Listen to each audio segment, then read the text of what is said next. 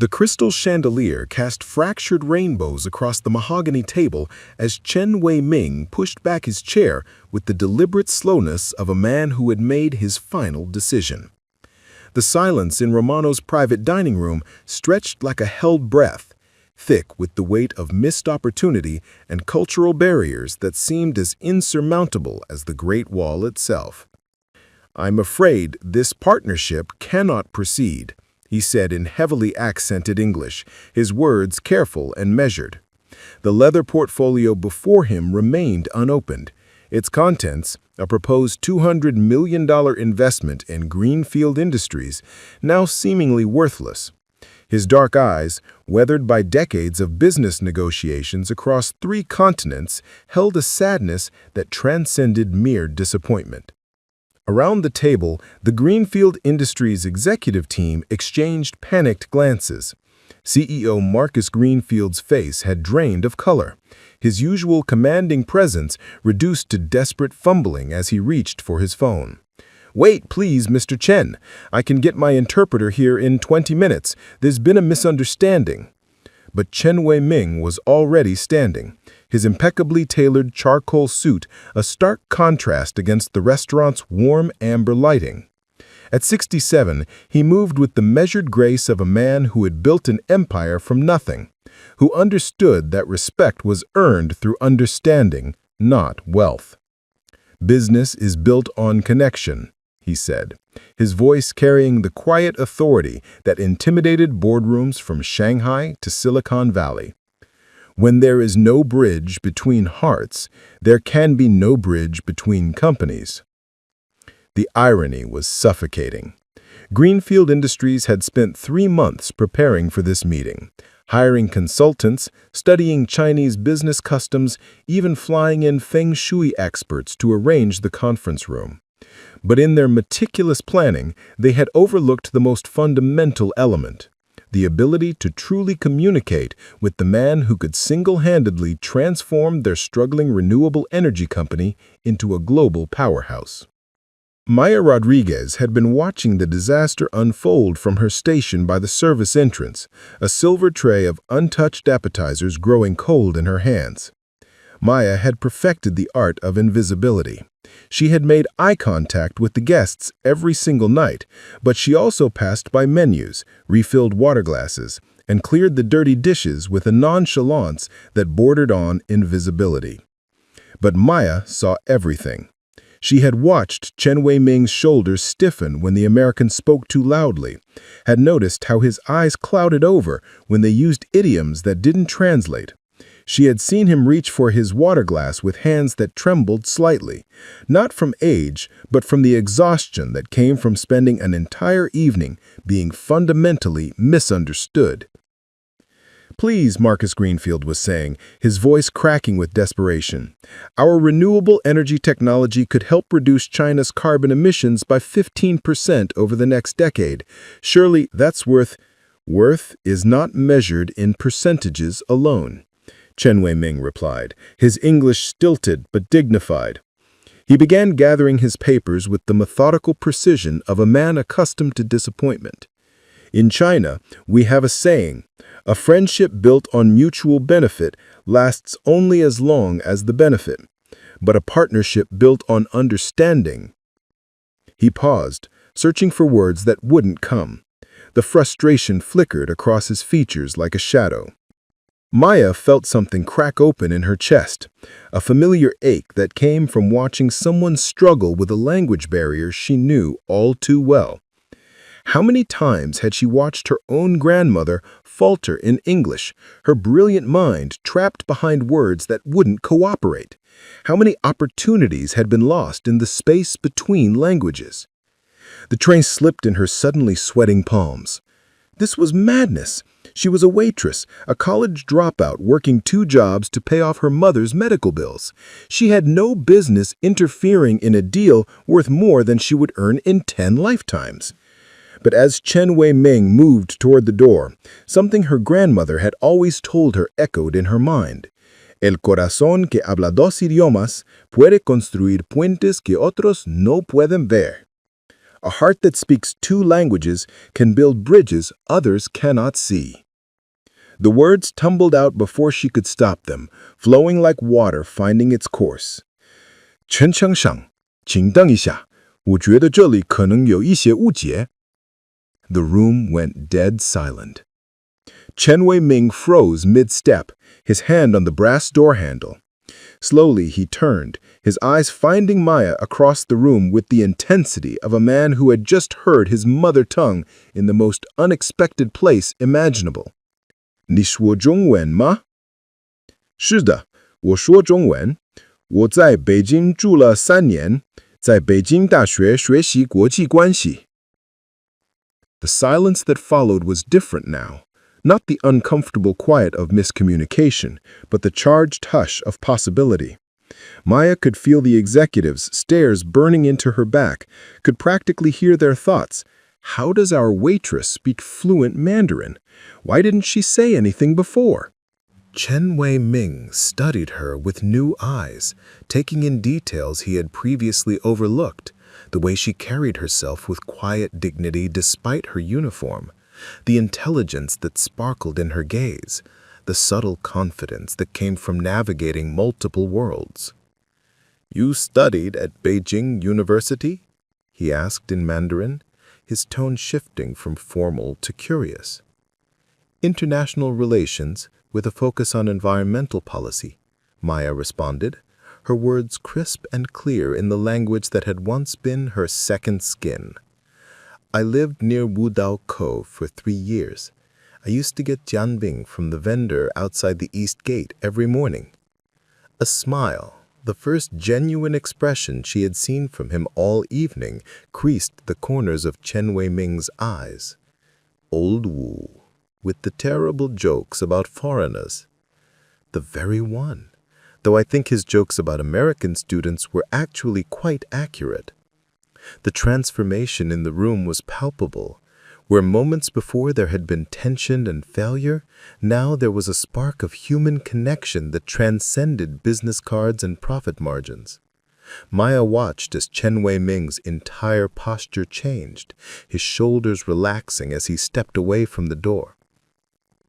"Perhaps," he said slowly, his gaze moving from Maya to the bewildered executives, "there has indeed been a misunderstanding." Marcus Greenfield found his voice first, though it came out as little more than a squeak. "Maya, you speak Chinese. Fluent Chinese." "Mandarin," she corrected automatically. "And yes, though I'm a bit rusty. It's been 2 years since I've had a proper conversation." "2 years?" asked Chen Wei-Ming in Mandarin. "Why did you leave Beijing?" "Family obligations," she said simply, the phrase carrying the weight of sacrifice that any Chinese person would immediately understand. Chen Wei-Ming nodded, his expression softening with recognition. "Xiaoshuan," he said quietly.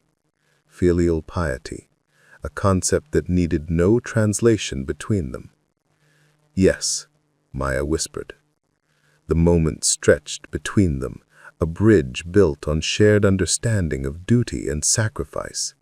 Then Chen Wei-Ming turned to address the room, his voice carrying a new authority that commanded attention without demanding it. "Gentlemen," he said in English, though his eyes remained on Maya, "it seems we have an opportunity for a proper conversation after all." Maya's heart hammered against her ribs as she realized what she had done. In the span of 5 minutes, she had revealed her biggest secret, exposed her past, and inserted herself into a negotiation that could change everything, not just for Greenfield Industries, but for her own carefully constructed invisibility. Behind her, she could hear whispered conversations among her fellow servers, Rosa, who had covered her tables when her mother was in the hospital, David, who helped her learn the wine pairings, and Maria, who shared cigarettes with her during breaks and complained about entitled customers. They were staring at her now like she had just transformed into someone completely different. Because in a way, she had. Chen Wei-Ming was walking back to the table, but his attention remained focused on Maya. "Would you be willing to help us understand each other?" he asked in Mandarin. The question hung in the air like incense, heavy with possibility and danger.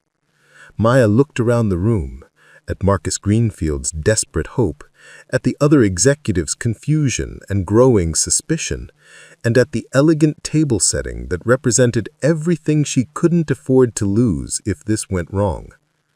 She was still holding the silver tray, still wearing the uniform that marked her as invisible. But Chen Wei-Ming was looking at her like she was the most important person in the room. And for the first time in 2 years, Maya felt like herself again. "I can try," she said, her voice steady despite the earthquake happening in her chest. As Chen Wei-Ming resumed his seat and the executives began to lean forward with renewed interest, Maya realized that nothing would ever be the same. The carefully constructed walls between her past and present were crumbling, and she had no idea what would emerge from the ruins. But as she set down the tray and pulled out an empty chair, suddenly, impossibly invited to join a table she had only ever served, Maya felt something she had almost forgotten: the electric thrill of possibility. The chandelier above cast new shadows across the mahogany surface, and in the shifting light, Maya caught a glimpse of who she used to be, who she might become, and the dangerous, wonderful space between the two. The real conversation was about to begin. If you're enjoying this story of hidden potential and unexpected opportunities, please hit that like button and subscribe for more inspiring tales. It only takes a second, but means the world to creators like me. Maya's alarm screamed at 4:47 a.m., 3 minutes before she had set it to ring. She had been awake for 20 minutes already, staring at the water stain on her ceiling that looked like a map of nowhere she would ever go. The events of the previous evening played on repeat in her mind, like a song she couldn't shake.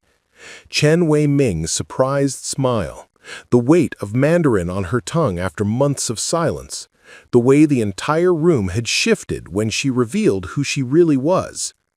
Maya rolled out of bed and stumbled to the kitchenette, muscle memory guiding her through the morning routine she had perfected over 2 years of double shifts. Coffee first. Not the expensive beans she used to buy near campus in Wudao Cao, but the generic brand from the bodega downstairs. As the coffee brewed, she caught her reflection in the window and saw her grandmother's eyes staring back at her. "¿Por qué haces eso, mija?" Isabella would have asked if she were still alive. "What are you doing, dear one?" The question her grandmother had posed every time Maya made a decision based on fear instead of dreams. The coffee was bitter, but it was caffeine, and caffeine was what she needed to get through another day of pretending she was content with invisibility. She dressed in the same black slacks and white button-down she wore to both her jobs, neutral, professional, forgettable. Her phone buzzed with a text from her mother. "¿Cómo estuvo el trabajo anoche? Did you get good tips?" Maya stared at the message for a long moment. How could she explain what had happened? How could she tell her mother that she had spoken Mandarin for the first time in 2 years, that she had sat at a table with executives and billionaires, that for 20 minutes she had felt like her old self again? "Fine," she typed back. Everything was fine. The lie tasted worse than the coffee. At her receptionist job at Sterling & Associates, Maya answered phones while her mind churned through the complex negotiations she'd facilitated the night before. "Good morning, Sterling & Associates," she said into the headset, her voice bright and professional. The words were automatic now, delivered with the practiced pleasantness of someone who had learned to disappear behind customer service. At 9:15, James Sterling himself walked through the lobby, his $3,000 suit impeccable despite the October chill outside. He nodded at Maya without really seeing her. She had been part of the furniture for months, as invisible as the marble desk or the overpriced coffee table books about global economics. But today, something nagged at the back of her mind. Sterling and Associates specialized in international business development, helping American companies navigate foreign markets. She had answered hundreds of calls from executives struggling with cross-cultural communication, had scheduled countless meetings about expanding into Asian markets. How many opportunities had been lost because of language barriers? How many deals had fallen through because of misunderstandings that could have been avoided? Maya, her supervisor Janet, was standing beside the reception desk with a stack of filing. "Did you hear me? I said there are some contracts that need to be copied and organized." "Sorry," Maya said, shaking off her wandering thoughts. "Of course." She spent the next 3 hours photocopying documents about market penetration strategies for Southeast Asia, each page a reminder of the career she had abandoned. The language was familiar. She had written similar analyses during her graduate program, but now she was just the invisible hand that prepared the materials for people who would take credit for insights she could have provided. During lunch, Maya's phone rang. Marcus Greenfield. Maya stared at the phone for 3 rings, her thumb hovering over the decline button. She had given her number the night before, after spending 2 hours helping bridge the communication gap between his team and Chen Wei-Ming. The conversation had been remarkable. Once they could actually understand each other, both sides had discovered a shared passion for sustainable technology and environmental responsibility that transcended cultural differences. By the end of the evening, Chen Wei-Ming had agreed to continue discussions, and Marcus Greenfield had looked at Maya like she was some kind of miracle worker. But miracles, Maya knew, were usually just the result of being in the right place at the right time with the right skills. Skills that she had spent 2 years pretending she didn't possess. "Hello," she answered finally. "Maya, thank God! I've been trying to reach you all morning." Marcus's voice was electric with excitement. "Listen, I need to ask you something. Are you free this afternoon? Chen Wei-Ming wants to continue our conversation, but he specifically requested that you be there to help with translation and cultural context." Maya's chest tightened.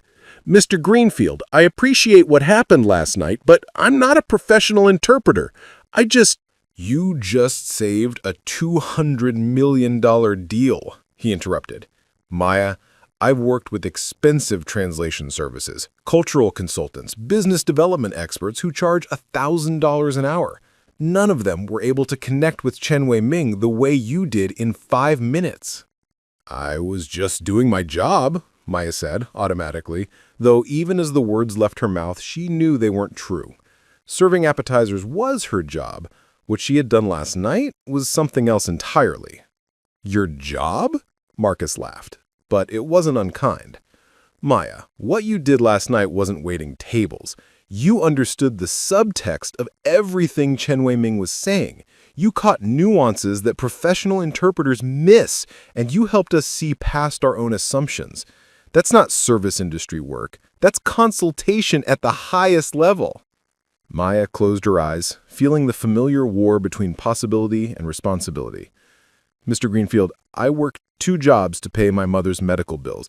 I can't just—" "What if I told you this could be worth more than both your jobs combined?" The question hung in the autumn air like a challenge. Maya watched a tugboat push a barge down the Hudson, steady and purposeful despite the current working against it. "What exactly are you asking me to do?" "Be yourself," Marcus said simply. "Come to a meeting this afternoon. Help us communicate. Let me pay you what your skills are actually worth instead of pretending you're just a waitress who happens to speak Chinese." Maya was quiet for so long that Marcus asked if she was still there. "I'm here," she said finally. "But, Mr. Greenfield, you need to understand something. If I do this, if I help with this meeting, I can't go back to being invisible. Once people know what I'm capable of, everything changes." "Would that be such a terrible thing?" The question hit her like a physical blow. Would it be terrible to stop hiding, to use the education she had sacrificed everything for? To stop pretending that her dreams had died just because her path had changed? "I need to think about it," she said. After hanging up, Maya sat on the bench for the remaining 20 minutes of her lunch break, watching the river flow toward the harbor and the open sea beyond. Her grandmother's voice echoed in her memory. "El río que se esconde bajo tierra no puede regar las flores." The river that hides underground cannot water the flowers.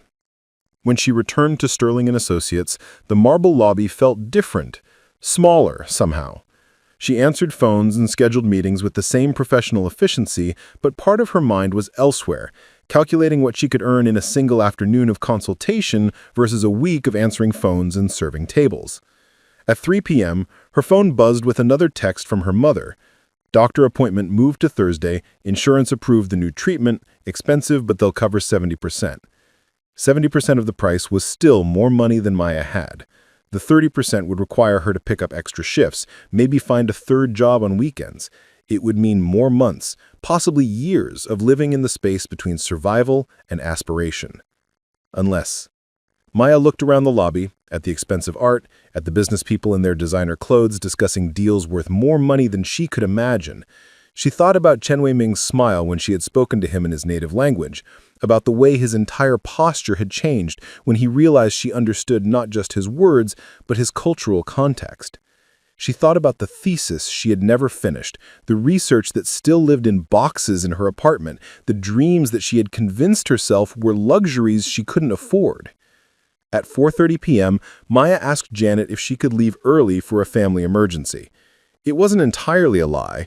Her family's financial emergency was about to become her opportunity. She took the subway to Romano's, where her second shift wasn't supposed to start for 3 hours. But instead of entering through the staff entrance, Maya walked through the front door like a customer. The hostess looked surprised to see her. "Maya, what are you doing here so early?" "I need to speak with Mr. Romano," she said, her voice steadier than she felt. 20 minutes later, she was sitting across from Marcus Greenfield and Chen Wei-Ming in the same private dining room where her life had changed the night before. But this time, she wasn't wearing a server's uniform. She had changed into her best interview outfit, a navy blazer she had bought for interviews 2 years ago, paired with confidence she was still learning to wear. "Thank you for coming," Marcus said, his relief visible. Chen Wei-Ming smiled at her warmly. "Ni juiding lama?" he asked in Mandarin. "Have you decided?" Maya looked around the table, at the contracts and documents spread across the mahogany surface, at the two men who represented opportunities and risks in equal measure, at her own reflection in the polished wood. "Shida, wo juiding la." "Yes, I've decided." But even as she said the words, Maya wasn't entirely sure what she had decided, only that she was tired of being invisible, tired of pretending her skills were worth less than they were, tired of letting fear make her decisions. The river that hides underground cannot water the flowers. It was time to come up for air. This story is taking some unexpected turns, isn't it? If you're invested in Maya's journey, please take a moment to like this video and share it with someone who might need to hear about the power of recognizing your own worth. Your engagement helps stories like this reach more people. The next 3 weeks unfolded like a carefully orchestrated dance between opportunity and catastrophe. Maya found herself living in 2 worlds simultaneously, maintaining her regular jobs while secretly consulting on what had become the most important deal in Greenfield Industries history. The duplicity was exhausting, but the alternative, losing her steady income before knowing if this new opportunity would last, felt too risky with her mother's mounting medical bills. Each morning, Maya sat behind the marble desk at Sterling & Associates, answering phones with mechanical pleasantness while her mind churned through the complex negotiations she had facilitated the night before. The irony wasn't lost on her that she was being paid $12 an hour to schedule appointments for consultants who made less impact in a month than she had made in a single evening. "Maya, did you get those Morrison files copied?" Janet asked, her voice carrying the particular brand of condescension reserved for people she considered beneath her notice. "Yes, they're on your desk," Maya replied, forcing a smile. What Janet didn't know was that Maya had spent her lunch break on a conference call with Chen Wei-Ming's legal team in Shanghai, translating not just language, but entire conceptual frameworks that were getting lost between Eastern and Western business philosophies. The strain was beginning to show. Dark circles had taken up permanent residence under Maya's eyes, and she had lost weight she couldn't afford to lose. Her supervisor at Romano's, a perpetually stressed man named Franco, had started making pointed comments about her distracted service during busy evenings. "Rodriguez, Table 6 has been waiting 20 minutes for their wine. Whatever's going on in your personal life, leave it at home." Maya nodded and hurried to retrieve the bottle of Barolo, but her mind was elsewhere. Earlier that day, she had discovered a critical discrepancy in the environmental impact assessments that both companies were using as the foundation for their partnership. The numbers looked correct on the surface, but Maya's academic background had taught her to dig deeper, to question assumptions that others took for granted. The problem was significant enough to potentially derail the entire deal, but Maya faced a dilemma. How could she reveal the issue without admitting that she had been conducting her own analysis of confidential documents? More troubling, the discrepancies seemed to favor Greenfield Industries' position in ways that were too convenient to be accidental. "You look like hell," Rosa observed during their shared break behind the restaurant. She lit a cigarette and studied Maya with the sharp eyes of someone who had watched friends spiral before. "What's really going on with you?" Maya had been dreading this conversation.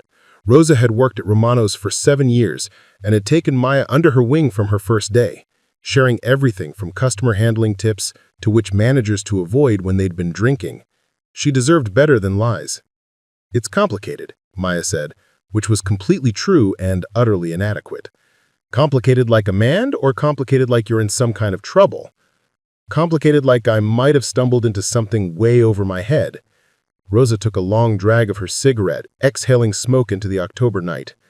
"You know what I told my daughter when she started getting secretive about her business? I said, Mija, secrets are like cancer. They eat you from the inside until there's nothing left.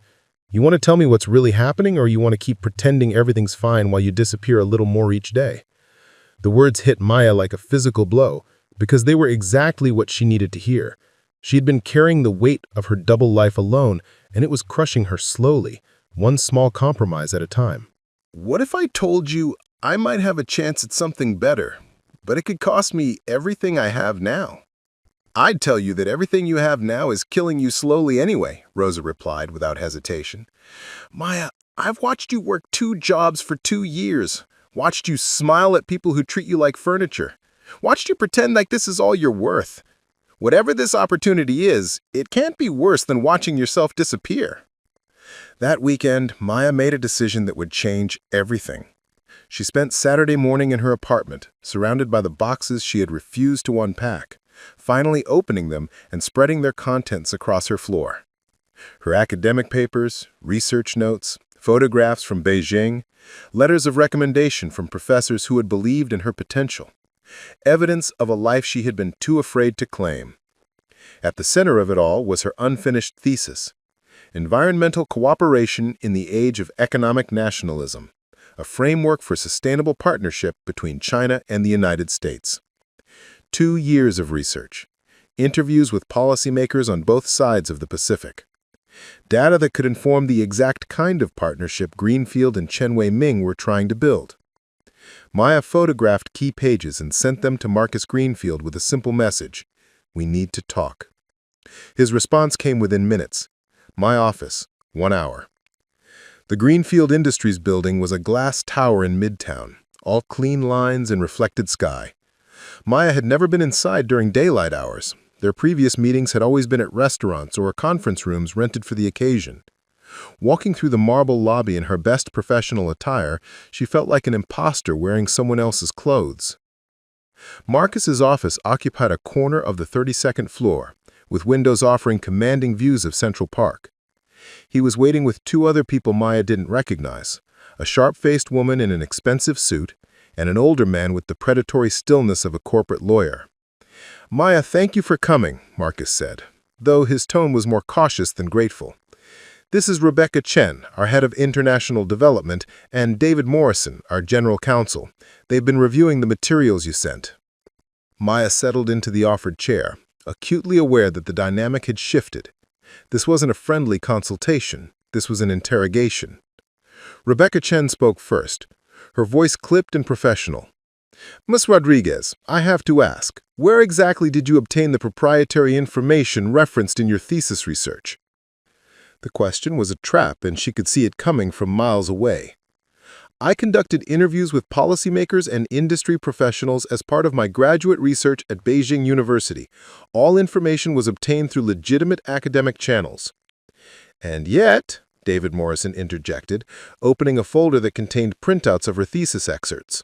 Some of your data points align remarkably closely with confidential reports we commissioned from McKinsey & Company 18 months ago, reports that cost us significant money and were never made public.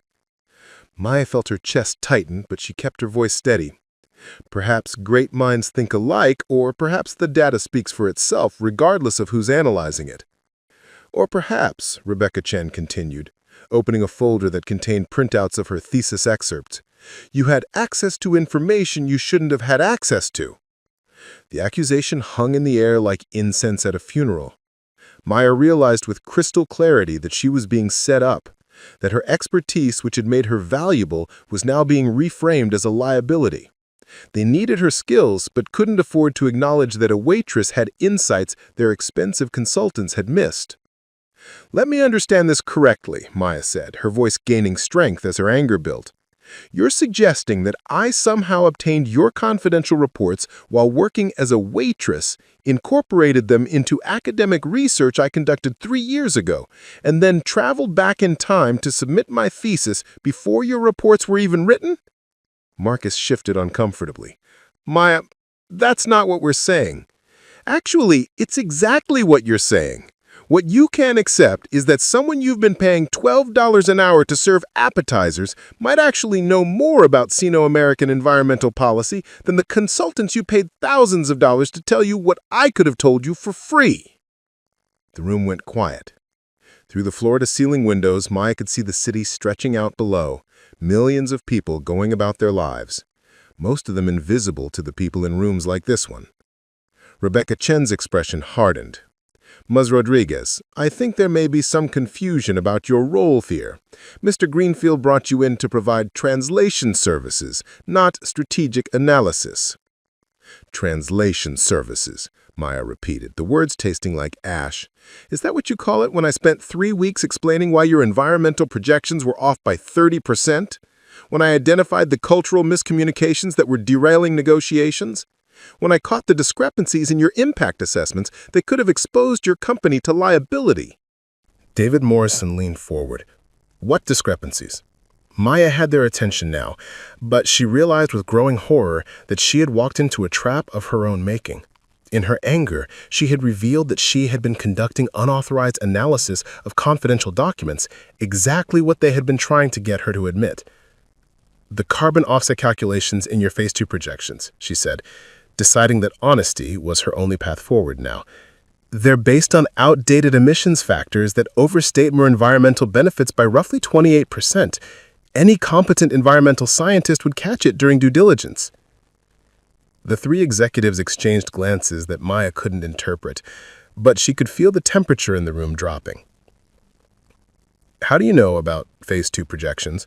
Marcus asked quietly. Because I've been doing my job.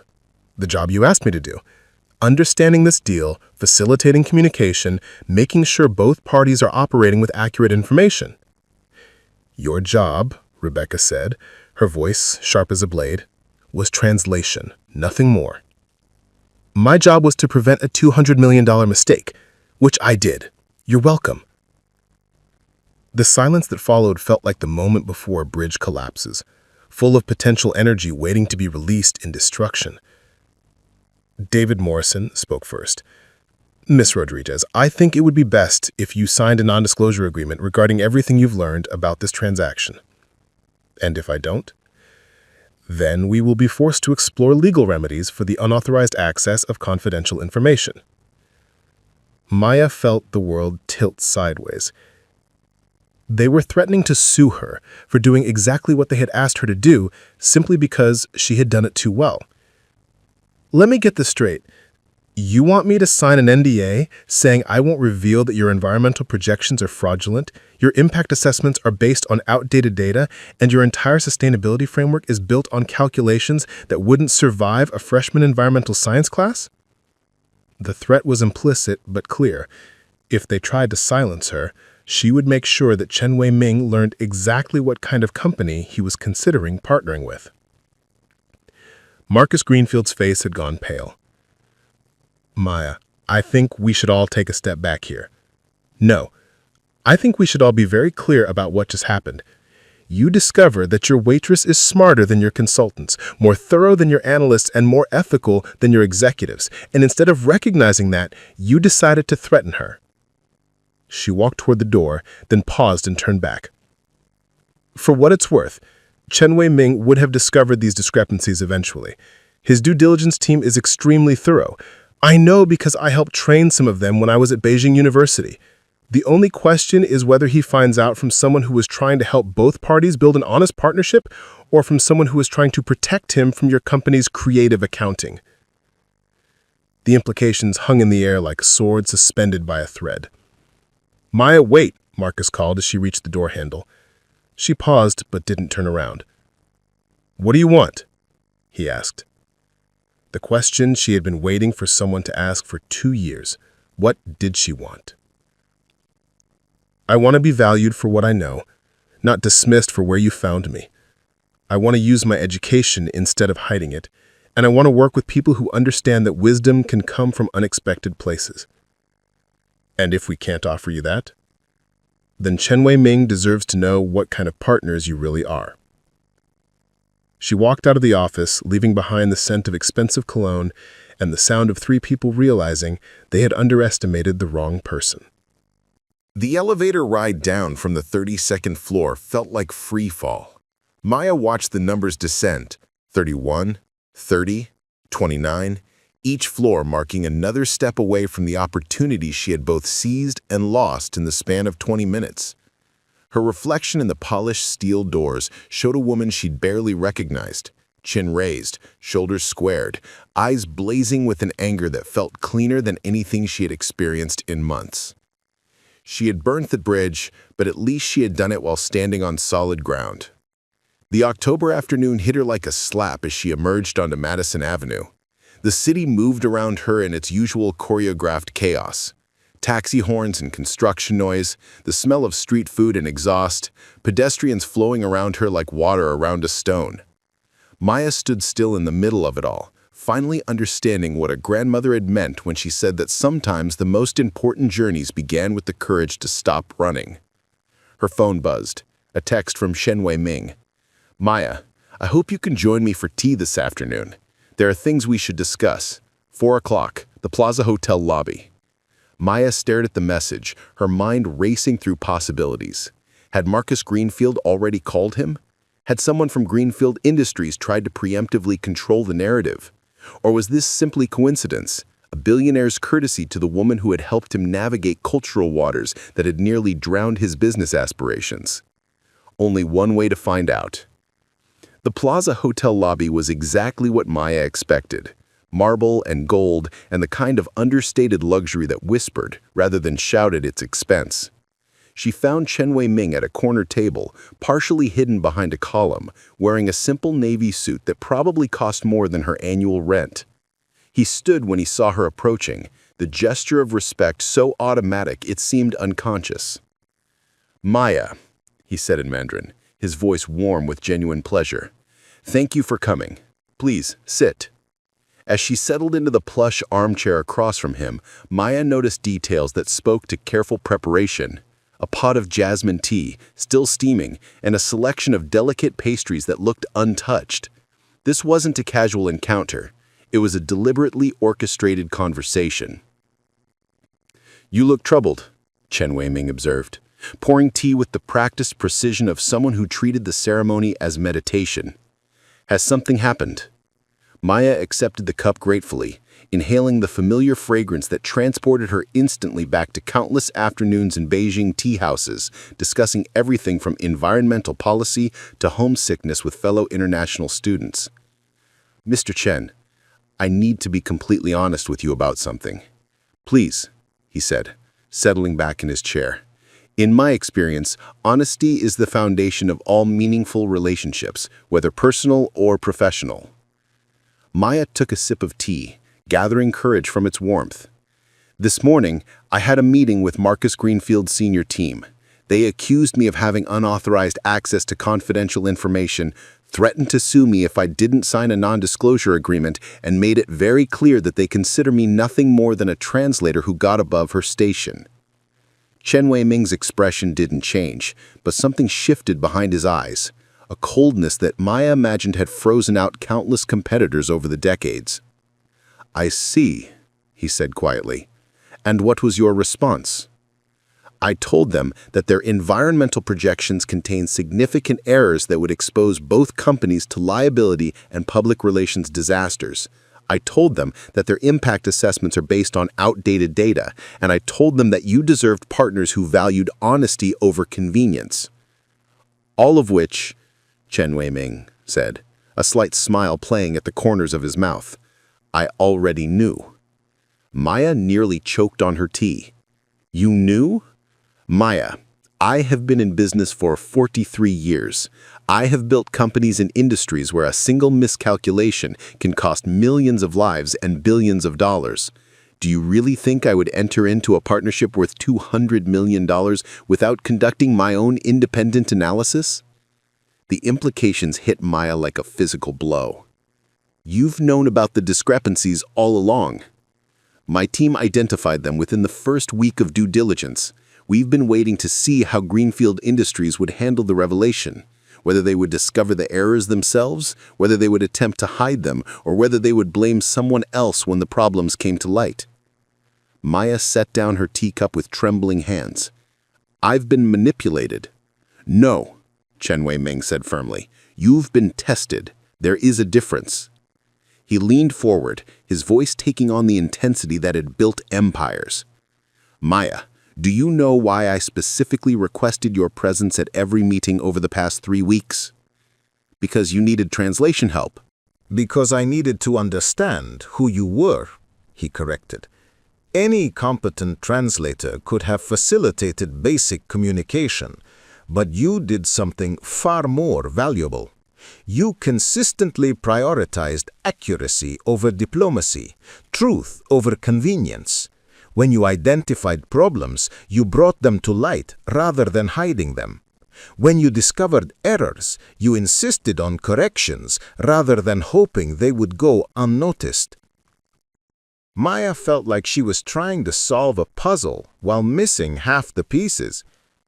"I don't understand." Chen Wei-Ming reached into his briefcase and withdrew a folder, placing it on the table between them. 3 weeks ago, Marcus Greenfield came to me with a proposal for a renewable energy partnership. The technology was promising, the market opportunity was significant, but something felt wrong. The projections were too optimistic, the timelines too aggressive, the environmental benefits too convenient. He opened the folder, revealing documents that Maya recognized, her own thesis research, printed and annotated in neat handwriting. "So I did what I always do when something feels wrong. I researched. I looked into Greenfield Industries' history, their previous partnerships, their track record with international deals. What I found was a pattern of promising more than they could deliver, of cutting corners when they thought no one was watching, of treating foreign partners as sources of capital rather than true collaborators." Maya's mind was reeling. "Then why did you continue with the negotiations?" "Because," Chen Wei-Ming said, his smile broadening, "I also discovered something else. A brilliant thesis written by a graduate student at Beijing University, analyzing the exact challenges that partnerships like this one would face. Research that demonstrated not just academic understanding, but practical wisdom about how to build sustainable relationships between Chinese and American companies." He turned the folder toward her, and Maya saw her own words reflected back at her. Arguments she had crafted 3 years ago about the importance of cultural understanding, environmental accuracy, and ethical transparency in international business. When I learned that the author of this thesis was working as a waitress at the restaurant where we were meeting, I knew I had found something rare. Someone who understood both the technical and cultural dimensions of what we were trying to accomplish. The plaza lobby suddenly felt surreal, like Maya was watching this conversation happen to someone else. You've been orchestrating this entire situation. I've been creating opportunities, Chen Wei-Ming corrected. What you chose to do with those opportunities was entirely up to you. Maya thought back over the past 3 weeks, every meeting where she had been invited to contribute beyond simple translation, every moment when she had been asked for her opinion on complex policy matters, every instance when Chen Wei-Ming had deferred to her expertise despite her service industry uniform. You've been evaluating me for a job. I've been evaluating you for a partnership. The word hung between them like a bridge waiting to be crossed. Maya stared at the folder containing her own research, her own words, her own abandoned dreams made manifest in the form of an impossible offer. Mr. Chen, I'm not sure I understand what you're proposing. Something very simple, he said, his voice carrying the quiet authority of someone accustomed to being taken seriously. I'm proposing that instead of watching from the sidelines while others attempt to build the kind of sustainable international partnerships you wrote about, you help me build them yourself. Maya's heart was hammering so hard she could hear it over the gentle murmur of conversation around them. You're offering me a job? I am offering you a chance to finish what you started. Your thesis identified the problems. Now I'd like you to help me solve them. He reached into the folder and withdrew another document, a business card with elegant Chinese and English text. Maya Rodriguez, Director of Cross-Cultural Environmental Policy, Wei-Ming International Development. Maya stared at the card as if it might disappear if she looked away.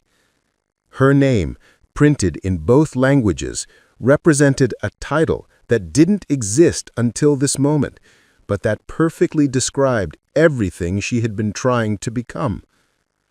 I don't understand, she whispered. You barely know me.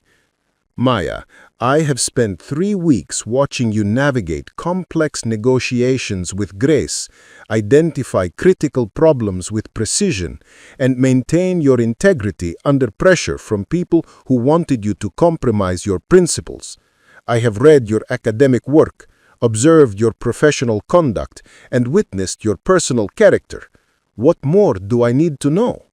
You need to know that I have no experience in international business development. You need to know that I've been working as a waitress for 2 years. You need to know that I have a college degree, but no advanced credentials, no professional network, no... You need to know, Chen Wei-Ming interrupted gently, that experience without wisdom is worthless, that credentials without character are meaningless, and that networks without integrity are dangerous. He paused, letting the words settle between them like sediment in still water. Maya, I am 77 years old. I have worked with Harvard MBAs who couldn't see past their own assumptions, with consultants who charged millions to deliver conclusions that missed the point, with supposed experts who understood theories but not people.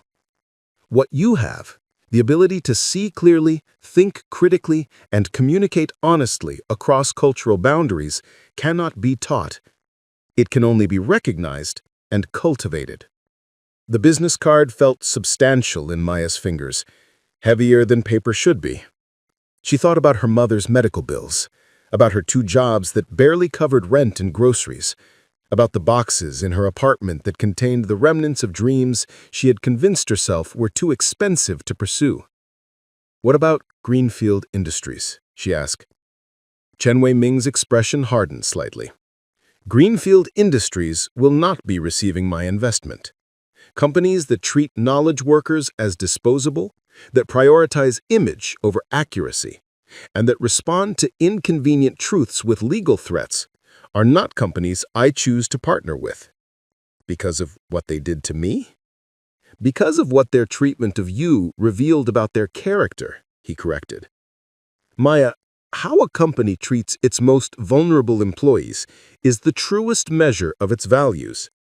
Marcus Greenfield showed me everything I needed to know about his organization when he allowed his executives to threaten someone whose only crime was being more competent than they were comfortable with.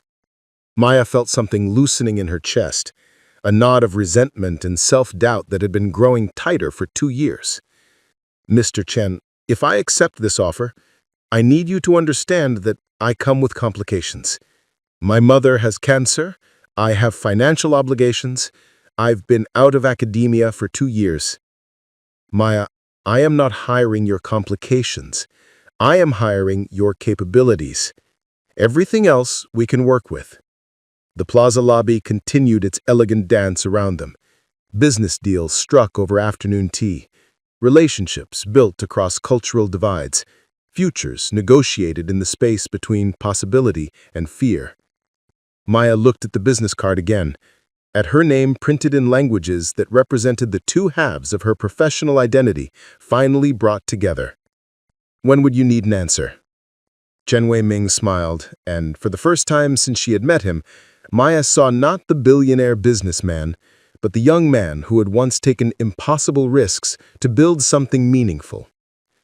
Take all the time you need, he said. But Maya, remember this. Opportunities like this don't come along because we're ready for them. They come along because we're brave enough to be ready when they arrive. As Maya walked out of the Plaza Hotel into the cooling October evening, she felt like she was carrying more than a business card. She was carrying the weight of possibility, the burden of choice, and the terrifying, exhilarating knowledge that her life was about to change in ways she couldn't yet imagine. The river that had been hiding underground was about to burst into the light. Maya's transformation reminds us that our greatest strengths often hide in plain sight. If this story resonated with you, please hit that subscribe button and share your thoughts in the comments below. What talents have you been hiding? Your story matters too, and I'd love to hear it. Maya didn't sleep that night. She sat cross-legged on her apartment floor, surrounded by the contents of her unpacked boxes, the business card placed carefully on top of her unfinished thesis like a bookmark marking a place she had never expected to return to. Outside her window, Queens hummed with its usual nocturnal symphony, sirens and late-night conversations, the rumble of trucks making deliveries to bodegas that never closed. The card seemed to glow in the lamplight. Maya Rodriguez, Director of Cross-Cultural Environmental Policy, We Mean International Development. Each word felt like a small revolution, challenging everything she had accepted about her limitations and possibilities. At 3 a.m., her phone rang. Her mother's name appeared on the screen, and Maya's heart jumped with the familiar terror that came with late-night calls. Mamá, ¿qué pasa? Mija, I can't sleep. Elena Rodriguez's voice was thin with exhaustion and pain medication, but alert. I keep thinking about something you said last week, about feeling stuck between who you used to be and who you are now.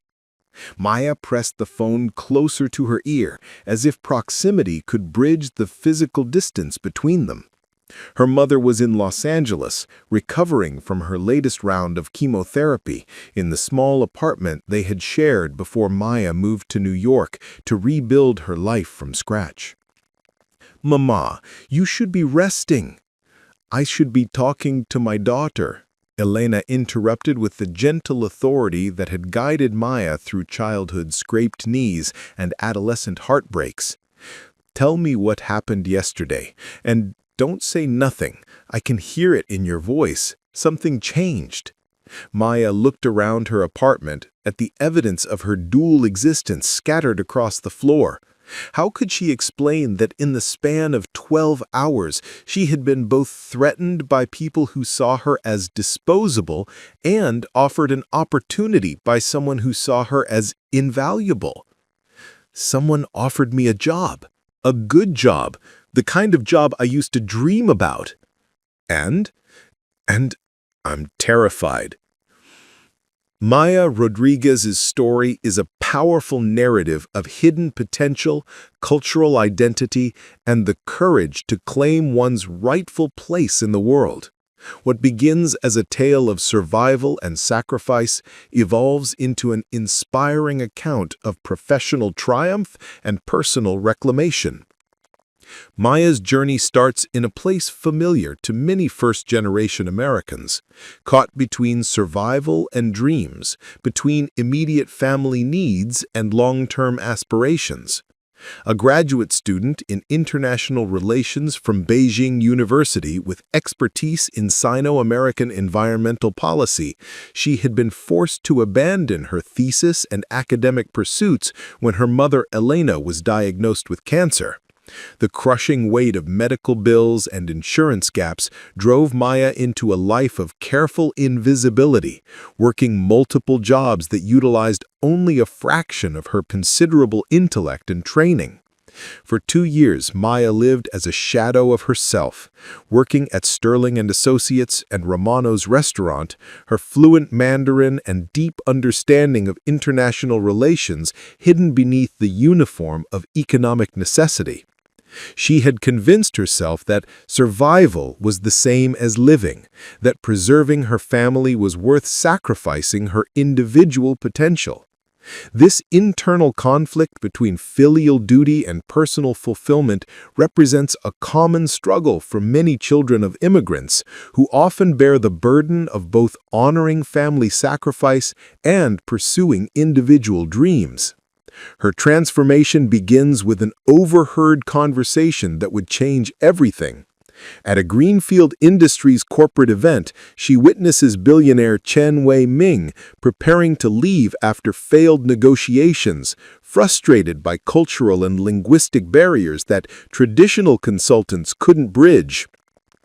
When Maya spontaneously intervenes, speaking fluent Mandarin and demonstrating sophisticated understanding of Chinese business culture, she reveals abilities that had been hidden for years. Her intervention isn't just linguistic, it's cultural and analytical.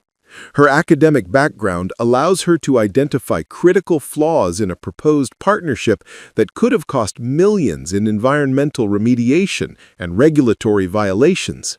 Her ability to navigate between American and Chinese business frameworks, combined with her technical expertise in environmental policy, proves invaluable in ways that traditional corporate consultants had missed. The corporate world's reaction to Maya's competence reveals systemic issues about how talent is recognized and valued. Despite saving Greenfield Industries from a disastrous partnership, she faces accusations of espionage and attempts to limit her role to translation services. The company offers her a non-disclosure agreement, preferring to silence her insights rather than acknowledge her expertise. This response illuminates how institutions often resist talent that doesn't fit expected packages, particularly when that talent comes from unexpected sources. Maya's breaking point comes through a crucial conversation with her mother, who delivers wisdom inherited from her grandmother Isabella. El miedo es un río que se puede cruzar, pero solo si estás dispuesta a mojarte los pies. Fear is a river that can be crossed, but only if you're willing to get your feet wet. Elena's powerful words reframe their situation. She recognizes that Maya's daily diminishment is as destructive as any cancer, and that true sacrifice means enabling dreams, not abandoning them. Maya's decision to leave her survival jobs and accept Chen Wei-Ming's offer represents a leap of faith that transforms her life trajectory. At Wei-Ming International, she discovers what it means to work in an environment that values her complete skill set rather than just her physical labor. Her first day challenges her immediately. Instead of starting as an entry-level analyst, she's given a team to lead, facing skeptical colleagues with impressive credentials who question her unconventional background. Maya's response to professional skepticism reveals her growth and self-awareness. Rather than apologizing for her non-traditional path, she reframes it as a strength. Her ability to see problems that others miss, understand cultural nuances that can make or break international deals, and communicate across language barriers in ways that preserve both accuracy and relationship becomes her defining professional asset. Maya's approach to international business development represents a paradigm shift from traditional models. Instead of viewing cultural differences as obstacles to overcome, she treats them as resources to leverage. Her insight that when American linear thinking combines with Chinese cyclical planning, when Western innovation meets Eastern patience, when individual achievement culture collaborates with collective harmony culture, the result isn't compromise, it's synthesis, becomes the foundation for unprecedented success. Under her leadership, Wei-Ming International's pilot projects exceed environmental targets by 40%, while coming in 15% under budget. This success isn't just financial. It demonstrates how authentic cultural understanding can create sustainable international relationships in an era of increasing nationalism and cultural suspicion. 6 months after her transformation, Maya delivers a keynote address at Columbia University's International Conference on Sustainable Development.